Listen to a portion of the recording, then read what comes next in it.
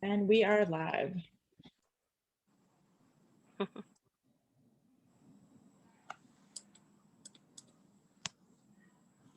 Good evening, everyone. We'll give a few more seconds for folks to join.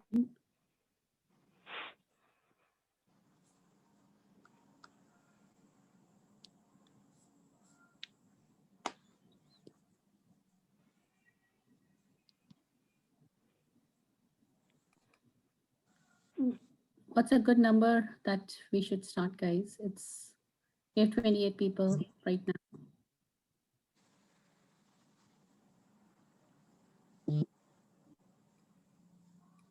Yeah, I'd say maybe give it another minute. Sure.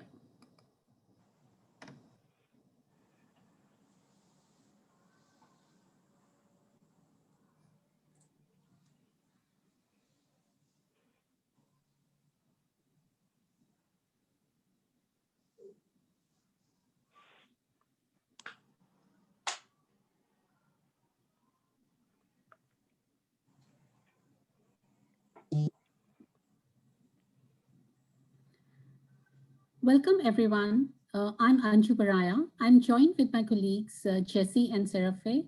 We'll be facilitating your session. Speaker for tonight's session is Marsha Acker. She's going to walk us through her Agile journey and provide the Agile tracks.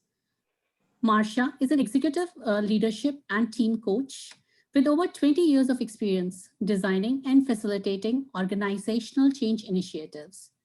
She's the author of the book, The Art and Science of Facilitation. Marsha founded Team Catapult, a coaching and change leadership firm in 2005. She's a track founder for IC Agile, team coaching track and enterprise coaching track. She comes with tons of knowledge and tons of certification. Certified professional facilitator coach, certified professional coactive coach, professional certified coach, and so on. So I'll welcome Marsha to take the floor. Thank you. It's nice to be here. And I am truly inspired by all the stories that we were just sharing a few minutes ago. So it's great. All right, well, I do have some slides, but they're gonna be mostly pictures. So I'm gonna share my slides. And just wanna welcome you.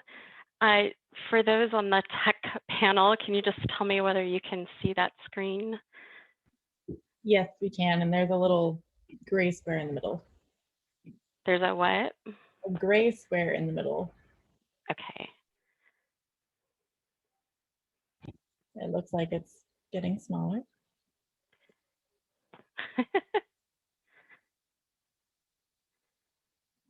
Great. Let me stop that for just a second.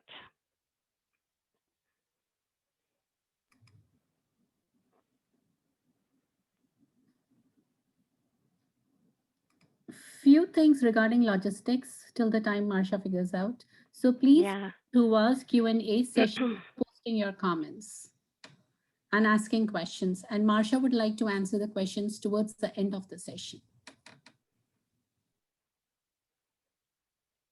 Yep. Okay.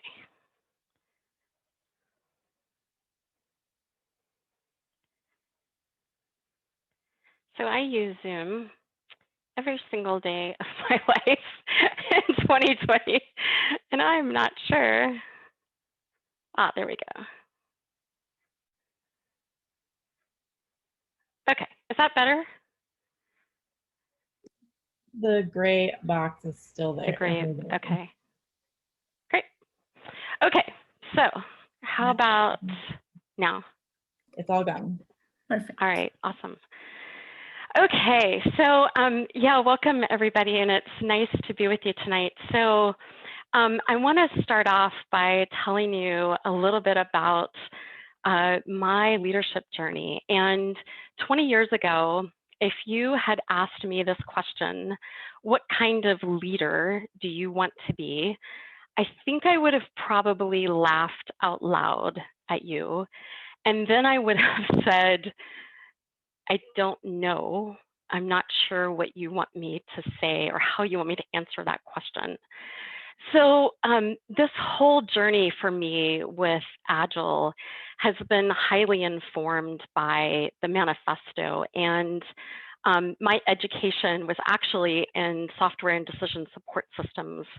And I'm endlessly grateful for this journey that I've had. And today I have come to understand through firsthand experience just how much the vision for the Agile Manifesto has set us up as a community, and that to live those values of being agile and leading change requires clear and purposeful intention setting. And it asks each of us to step into our own leadership journey.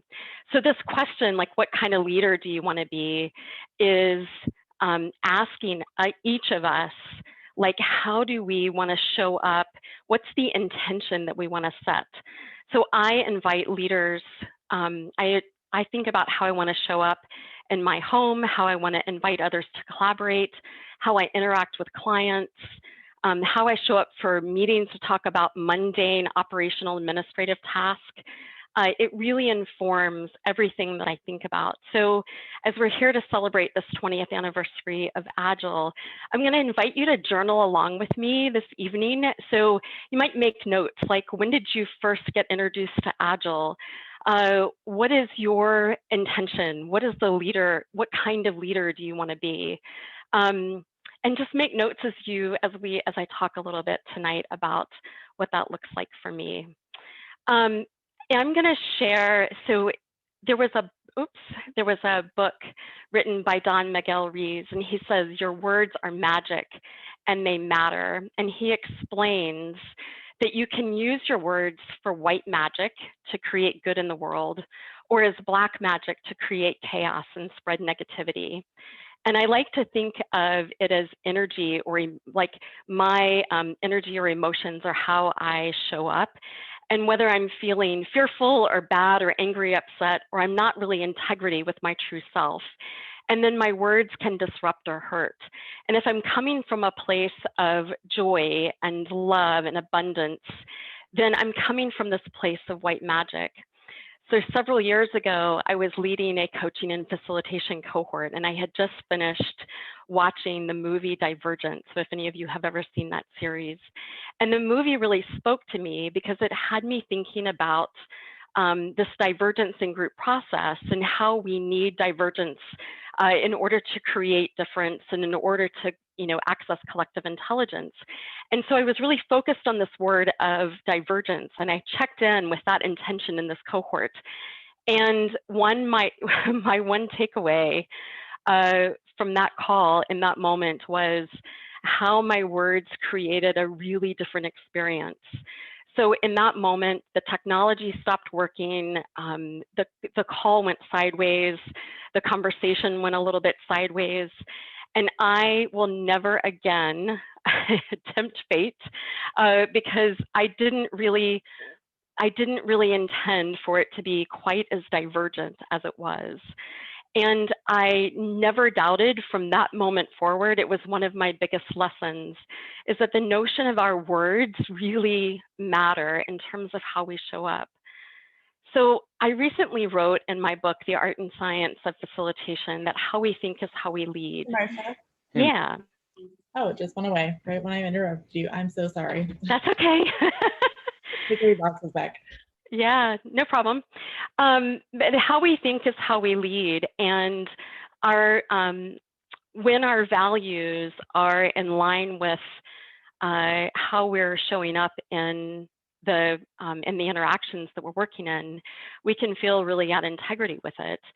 And when we're not in alignment with our values, it's where things get kind of off track. It's where we feel dissonance, and our ability to use our emotions as a guidance system for how we adjust and how we change in that particular moment. I'm having all kinds of technical difficulties tonight. So see that gray box. I am not seeing a gray box, but let me, Hmm. So, Marsha, I think you are sharing a presentation rather than desktop. So whatever comes up Uh-huh. on top of the presentation that blocks the Uh-huh. screen, which comes up here as a gray box. Got it. I wonder if let me try something. Thanks everybody for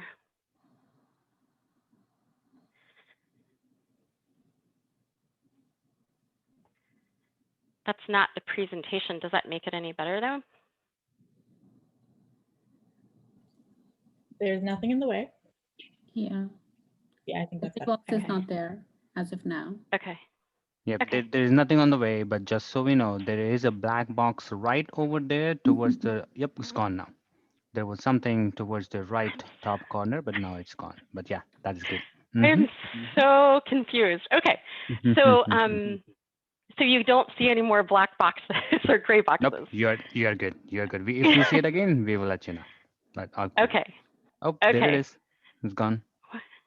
It must I'm wondering if is it the Zoom? Is it the black Zoom bar? Sorry. Okay. But perhaps that's a Zoom bar. Yeah. Ah. Because I think that's what it is. Yes. Yeah. Yeah. That's what it Okay. is. Okay. All right. Fantastic. So all right. So yeah, so I was sharing a little bit about this notion of aligning our values with our intention and how we, truly set intentions around being agile. So thinking about one of the things that has been the most important for me in this journey has been that if words are magic and mindset influences how we think and how we lead, then being really clear about my intention seems really important. So in his book, Seat of the Soul, Gary Zukav talks about the power of intention. And he says, every thought and feeling is motivated by an intention. And that intention is a cause that exists as one with an effect. And if we participate in the cause, it's not possible for us to not participate in the effect. And in this most profound way, we are held responsible for our every action, thought, and feeling, which is to say for our every intention. So it's why leaders are responsible for our intent and our impact. And if you've ever given someone feedback and they said, well, that wasn't really my intent, we can't just own part of the equation and not the other part. So we have to own all parts of it, both the intent and the impact. So when I step into a room to facilitate or coach a team, my first question to the team is always, what do you want the outcome of this to be? And then how do you want to contribute to it? And how do you want to be in the room when things go sideways or they get different? So it's really all about, how do we show up and set the intention? And in this essence of intention, it sets the energy for all of our interactions and everything that we're doing in that moment. So the third law of physics states that for every action, there is an equal and opposite reaction. So in other words, it's the impact that we have, and we have the ability to have this kind of ripple impact when we're working with others. I think that the manifesto, not sure. I think that the manifesto is this beautifully stated, simple intention. And it says we are uncovering better ways of developing software by doing it and helping others do it. And so through this work, we have come to value the following.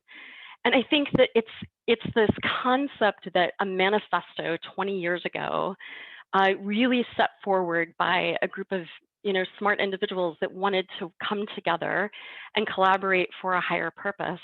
They set an intention, and just look at the intention setting and the impact that it's had. So the challenge with intention setting is that it can be a little bit difficult to understand, like, how does all of this fit together? So some of the words that came out of the manifesto that really resonated for me were things like collaborate and trust others and respond to change, self-organizing. Sure, yes. Conversation is a way to, effectively communicate. Those words really resonated with me. And then the next question that came was, but how? So at the time, I was a linear thinker. I wanted to see everything happen in a step-by-step guide. I even had a nickname of the process chick at the time. So my story in the manifesto really started to inspire different ways of how, like what that might look like and what could that look like in action. And it resonated with me because by 2001, I had been working with a team and we had been experimenting with extreme programming since '99. And I just started to see something in Agile that was far beyond development practices. In 1994, 5 years earlier, I had come to the world of professional facilitation, and it was the first time I had my eyes open to the power really of group process and how focusing on content, allowing the group to focus on content, and for me to focus on process and how people were working together, how it just opened things up, and it changed the way that I show up and lead in any kind of conversation. So by '99, I'd been practicing facilitation for about 5 years. And I desperately wanted developers and project managers and graphic artists to see the power of facilitation. But it was, at that time, it was kind of labeled soft skills and not a lot of appetite for it. So, but what the Agile Manifesto was doing was introducing this notion of behaviors into the concept of development. So we had this values and interactions in collaboration, this value around how we work. And I saw Agile in the manifesto as beginning to bridge this process-oriented, like, here's what we need to do, with the people side of how are we going to do it. I think it's easy to say things like, let's collaborate. But some of the more difficult parts of Agile were in, well, how do you do that? If any of us, myself included, have been part of such collaborations that didn't go well. So if you've been part of that, it's not necessarily easy. It doesn't just happen. It takes intentionality and it takes different ways of looking at it. So at that moment, I had this dream that I'd get to be part of this thing that was coming to fruition. We'd been working in the development space for a while, and I wanted to be the one that was going to go out. I saw it as a bridge to people, and I wanted to be the one who was going to go out and start to teach people how to do it. And little did I know at the time how little I knew about myself and working with human interactions.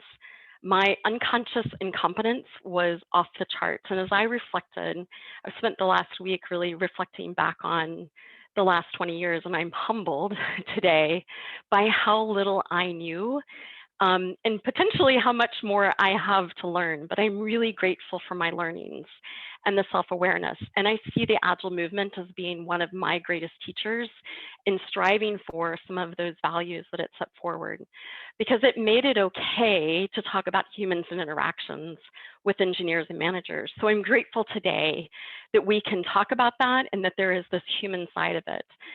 So one of my very first Agile gratitudes is to make it okay to talk about humans and interactions. And thinking about all the gifts that has given. And it's this gratitude that has leaves me with this first intention that I set early on, which is I'm the kind of leader who bridges the human being and the technical side so that all voices can be heard. So I'm going to ask you to think about what your statement is, but I want to share a few others that I have with you. This gratitude leads me to a different story, which is at the same time that I was experimenting with Agile, I was also promoted to the director of operations for the company that I was working with. And a few weeks into that role, the CEO came and sat down with me in my office, and he said, I'm not so sure that you're cut out for this role. I don't think that you have the gravitas to be a leader here. And went home that night And I was angry, deflated, confused. I didn't, at the moment, I was like, and what does that even mean? And what would that look like? And I'm not even sure what that feedback is supposed to be about. But it was my first moment of having feedback that said, I don't think you're the leader that we're looking for. And what I can tell you now that I couldn't have told you then, I didn't have the words to tell you then, is that there are actually 3 communication domains that we all speak in: power, affect, and meaning. And there is often one that we use predominantly, more than we use the other 2. So one that we tend to use more, 2 that we tend to use less, and 1 that we can tend to have a bias against. And the feedback about gravitas was actually his way of saying that when I spoke in affect, it didn't resonate. And he spoke more predominantly in power. And so it can feel like we're just talking past one another, even if we're saying the same thing. So as months passed, I began to really doubt and question my ability to lead. So his words were in my head constantly, every day. And I would, they were really weighing me down, but I would hear this voice going, you know, maybe you're not cut out for this, or maybe you're not really a leader. And I was so deeply impacted by, you know, having that story in my head. But what was also happening was, in that company at the time, we were struggling to make payroll every week. And the Monday morning management conversations were about, who are we going to lay off this week? And there was no part of those conversations that I enjoyed. I would imagine that nobody enjoyed them. And at some point, I reached, I guess, the moment where I just said, you know what, I don't know how else to show up other than as who I am. And what was really important to me at that moment is that I cared greatly about the people that were working with us. And I wanted to bring that voice, that language into those meetings. And while profitability and business productivity and measures were super important, we also needed to take into consideration the impact it was having on others. So I've never subscribed to the, it's not business, it's person, or it's not personal, it's business. And so I just contributed to those conversations, and I continued to be the voice of, hey, what's the impact this is going to have? Because we need all 3 of these communication domains, power, affect, and meaning, in our conversation. I've learned to bring more range in my communications. What he was really asking for was, hey, bring more power, less affect. But just like there's no one model in agility for what leadership looks like, there's no one model for necessarily how we communicate. So we continued as a company in turmoil for about 6 months. And then it was at the end of a very long day. And he came back in my office and sat down once again. And he said, you know, a few months ago, do you remember what I said to you? And I said, yep, I do. And he said, you know what? I was wrong. He said, you have everything that you need to be here and to be a leader. And I got that wrong. So one of my gratitudes in this journey is for the gratitude of humility and the willingness of a leader to come forward and say, I was wrong. And I felt like that is one of the first times that that was ever modeled for me. And somebody had the courage to say it. And I strive daily in my own leadership to find the courage to say it to others when it's true for me. So I have another agile gratitude that I have is for growing leadership range and being able to work with difference. I have a deep appreciation for what leadership can look like, and it looks different on everybody. And I think we need all kinds of leaders. We need to be able to welcome different voices, different opinions, and that it can look leaderful and it can be leaderful. Just because it's different doesn't mean that it needs to be excluded. That led me to a statement of, I am the kind of leader who brings range in my leadership so that others can show up as their full selves. In her book, Big Magic, Elizabeth Gilbert wrote something really profound. And I want to read you an excerpt. I want to read you a passage from that. And it's about intention setting and choosing when to say yes and when to say no. And so I'm going to read this real quick. So she says, I believe that our planet is inhabited by not only animals and plants and bacteria and viruses, I think we know that, but also by ideas. And ideas are disembodied, energetic life forms. They are completely separate from us, but capable of interacting with us, albeit strangely. Ideas have no material body, but they do have a consciousness, and they most certainly have will. And ideas are driven by a single impulse to be made manifest. And the only way an idea can be made manifest in our world is through collaboration with a human partner. And it's only through the human's efforts that an idea can be escorted out of the ether and into the realm of the actual. Therefore, ideas spend eternity swimming around us, searching for available and willing human partners. And when an idea thinks it's found somebody, it'll say potentially you might be able to bring it into the world. The idea will pay you a visit. And the idea will try to wave you down until it finally realizes that maybe you're oblivious to the message, and then it moves on to someone else.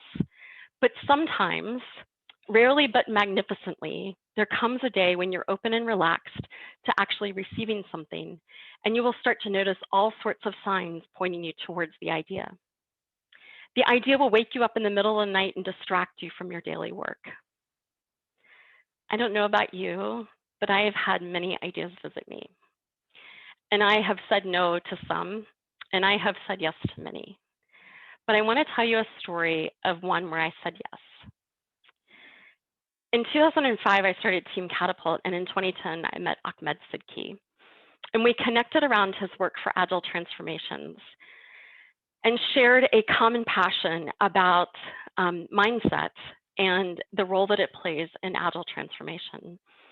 And he talked a lot about being agile, not just doing agile. And that particular perspective really resonated with me. And this is one of those big magic ideas. This is when one of those ideas visited me. In 2011, Ahmed and I decided to collaborate on creating a set of learning objectives for teaching facilitation skills to agile coaches. And about that same time, the International Consortium for Agile was just getting off the ground. And this was going to be one of the first sets of learning objectives that IC Agile would publish as Creative Commons.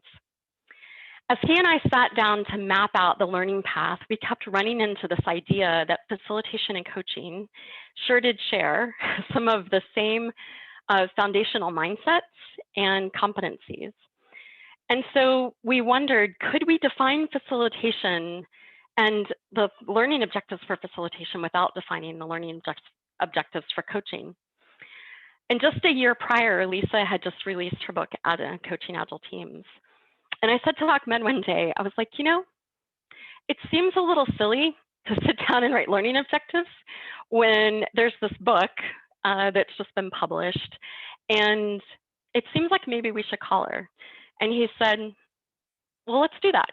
And so we did. And after a brief conversation with Lisa and Michael, they both said yes, Michael Spade. And they wanted to become and do part of that work.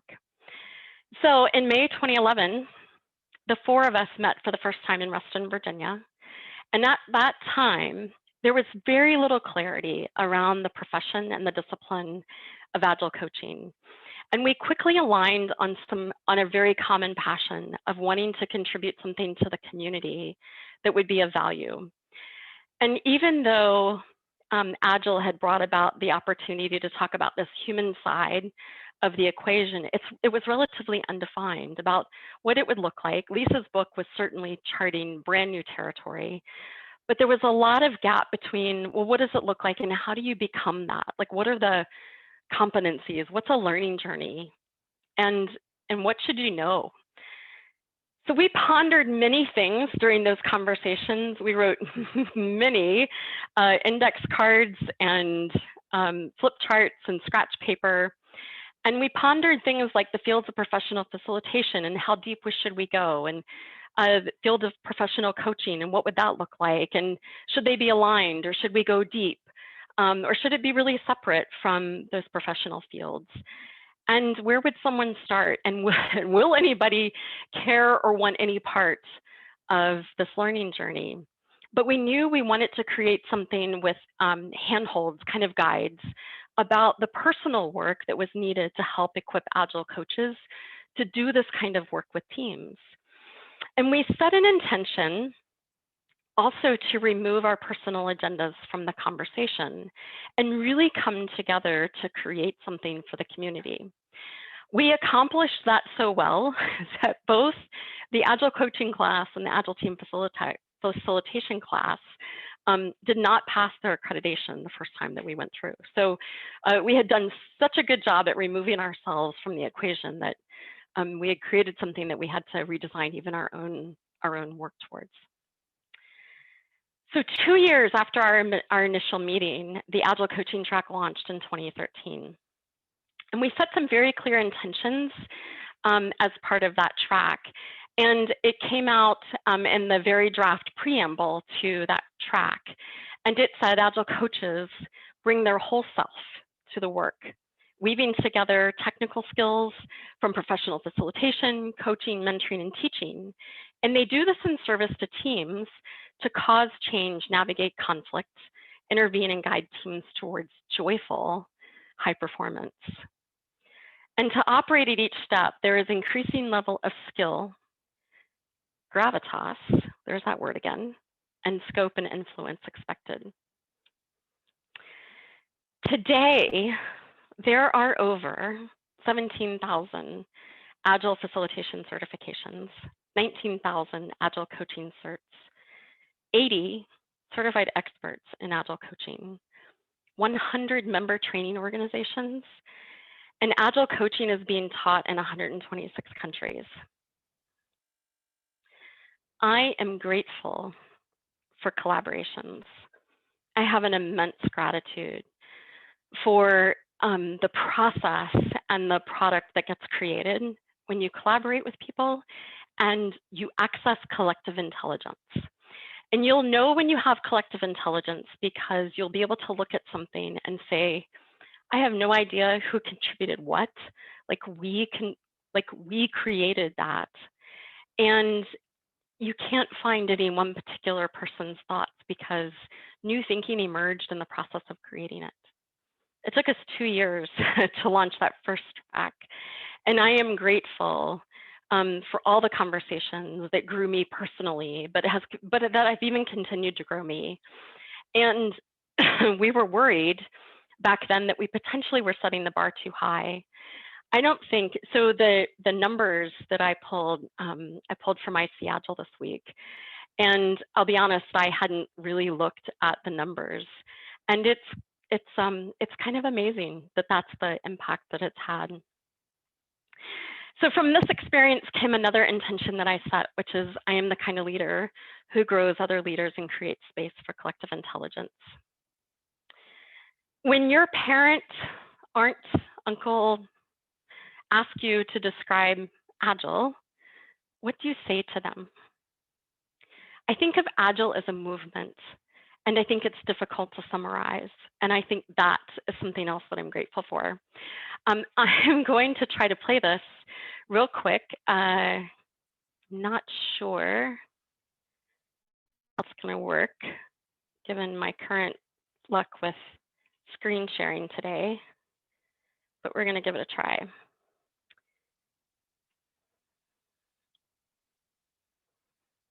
Derek Sivers gave a really beautiful TED Talk, so listen for just about 2 minutes.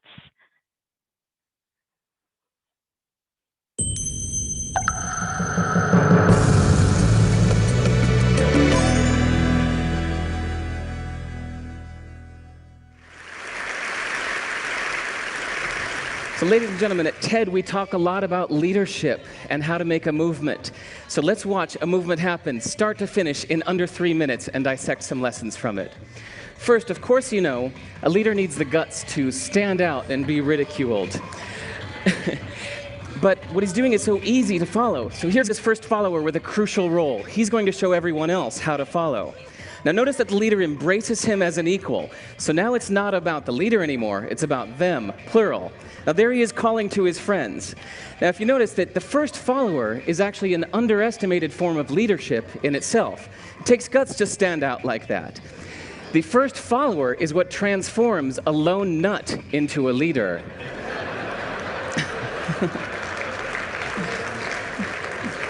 And here comes a second follower.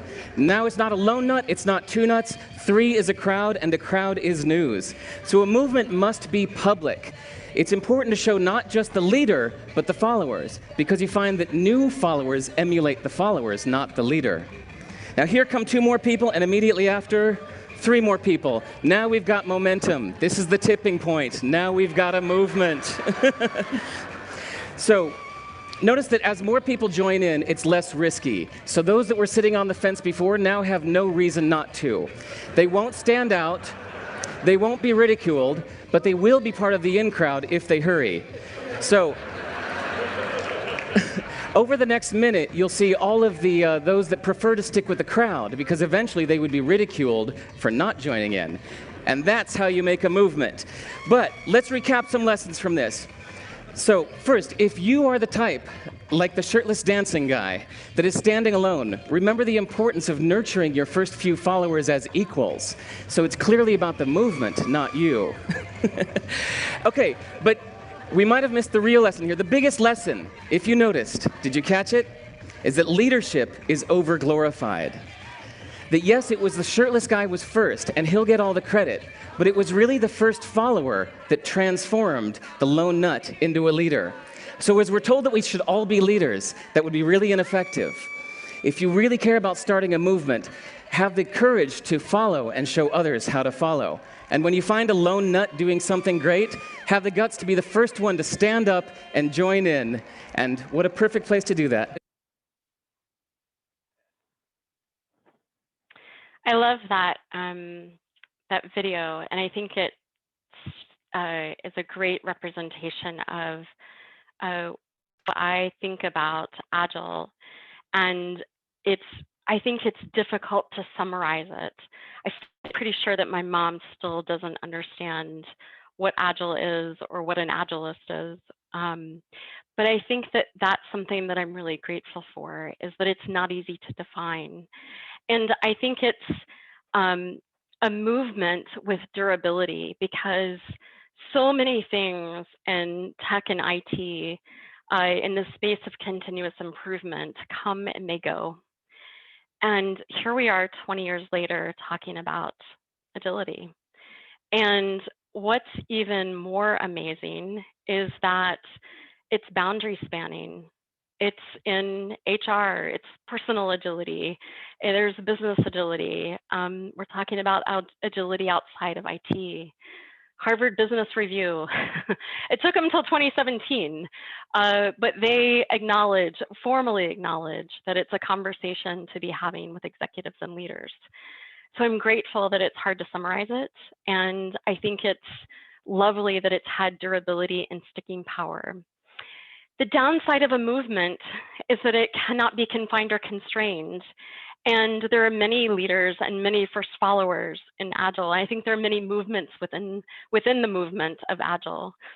And there are many that would argue all of that it's too commercialized or too productized, or we've lost our way, or too esoteric. I mean, you can fill in the blanks. You might have some of those that exist for you as well. But I want to offer a proposition, or maybe a perspective, which is, what if we can't get it wrong? What if the Agile movement is exactly where it's supposed to be? What if this is exactly what the movement needs to look like right now? What if everything that we see is exactly the way it needs to be? And see, if everything were perfect, then the work would be done. But this is about continuous improvement. It's about evolution. I couldn't have imagined that we'd be talking about business agility from an Agile manifesto. And I think every time we see something that we want to critique, what if we turned it around and asked ourselves, what am I longing for? In 1999, the predominant way to have a facilitator or a coach even on your team was to hire one from the outside or to have a professional facilitator come in. And as I look around, and as I looked around back then in 2011, as we were working on learning objectives, I thought this is ridiculous. These are skills that we need in-house, on the ground, everywhere, pervasive. They're not just for somebody that you would hire from the outside. And I was longing for teams to have access to collective intelligence. So what if every time you see something that you'd like to critique or point out that it's missing, that it is actually a moment, an idea of big magic, and it's circling you, and it's looking for you to say, yes, I would like to do that. It's looking for the first lone nut, or maybe the first follower. And maybe it's a movement that you're being called to lead. You heard several of them in the opening keynotes today. Buckminster Fuller once said, you never change things by fighting the existing reality. To change something, build a new model that makes the old model obsolete. The reality of agility is it's not something to fight, it's something to embrace. So we are here. The question is, where are we going? And what is the intention that you want to set for yourself? Intention is everything. William Murray said, until one is committed, there is hesitancy and the chance to draw back always ineffectiveness concerning all acts of initiative and creation. There is one elementary truth, the ignorance of which kills countless ideas and splendid plans, that the moment when one definitely commits oneself, meaning you decide, then providence moves too.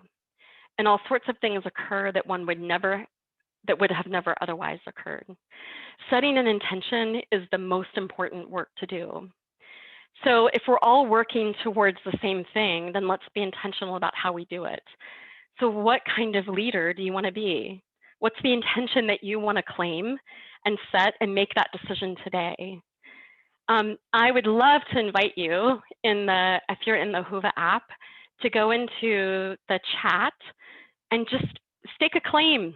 I am the kind of leader who, fill in the blank.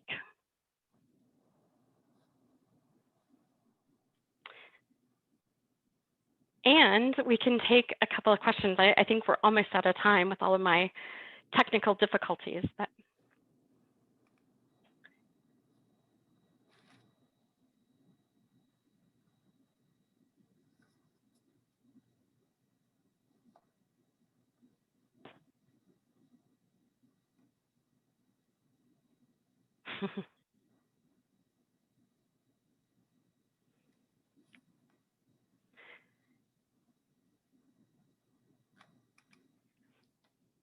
I can't see the chat because I'm on Zoom. But is there is there anything coming in?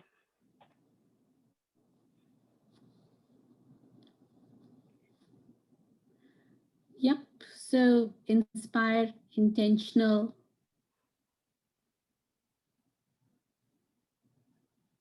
Great. Helps people notice what's missing, wants others to succeed. Nice. Supportive, guide towards change. Love it. Yeah, so I would just encourage everybody to, even if you don't want to put it into the chat, just make a claim. I am the kind of leader who. And we can either take questions or we can wrap up. Sure. Folks, if you have any questions, we have just a minute, so we can entertain one question. Feel free to go and put it in our chat, Q&A chat.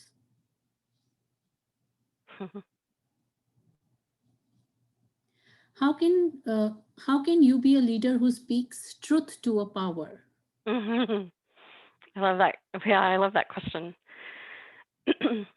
I think it's a great question. I think that there's an opportunity. Well, let me say this about that question. A lot of times I hear that question. I don't know what the intent is behind you asking, but I hear that question a lot when like you want to give feedback to somebody, to a leader or to somebody above you that just says, hey, you're getting in my way, or you're contributing to some of the problems. And I think one of the ways to engage in that is to think a little bit more about how can you engage in a dialogue with them. So I think speaking truth to power takes container building. I think it takes relationship building, and I think it takes an ability and willingness to be in a conversation where you're able to say what you see. You know, one of the things that I observed is, and then to also inquire about the other person. So a lot of times the barriers, the things that feel really difficult in in an organization aren't there just because somebody is trying to make it really difficult. So I think that helping people engage in the conversation and being able to ask questions, as well as to speak your truth about what's happening. Thanks, Marsha. So thank you so much, Marsha, for an awesome presentation and sharing your journey with all of us. We all are inspired, and that was an awesome, awesome presentation. So we still have 2 questions. If you have, if you want, you can go through Whova app and answer those. Okay, I'll do that. Okay. Yeah, I'll log back in. All right, thank you. Thanks, everybody. Have a great evening. Yep. Just quickly, Marsha. I mean, we have 2 choices in here. I'm sorry, I'm interjecting. I apologize. You have 2 choices. You can either go to Whova app and answer those questions, or if you have like 60 seconds, you can answer 1 question. So you will have to take care of only 1 question in Whova. Is that okay? Sounds good. Yeah, that's fine. All right. Perfect. Anju, do you want to read the first question? Sure. Right. So the next question is, what is your message to new Agilists? How can one start being agile? I think so my agile journey started with really doing a lot of self-awareness and self-work. The things that I wanted out of agility, that I wanted to be able to trust the team and hand things over to the team, required a lot of me becoming much more aware about why did I want to control what the team was doing? What made it so difficult for me to trust others? So I think it's a combination of all of the above. Find a really good coach that you can work with, that you can co-coach or co-lead with. I think do anything that will ask other people for feedback, notice things about yourself, write a journal.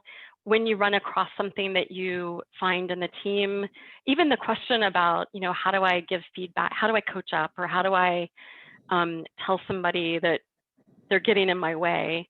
Like finding a way to journal through that process. So much of what we want in agility as agilists is it's just about the personal work, the things that I believe, the story that runs in my head that gets in my way of really truly being agile. So I think there's some easy access ways to upping your level of self-awareness, noticing how your emotions play a role in what you're doing or how you respond and act to people. Thank you, Marsha. And thanks everyone for joining us. Please go look at our agenda for tomorrow. Hope you all join us for the big event tomorrow. Thanks, Great. everyone. Thank you. Bye-bye. Thank you, Marsha.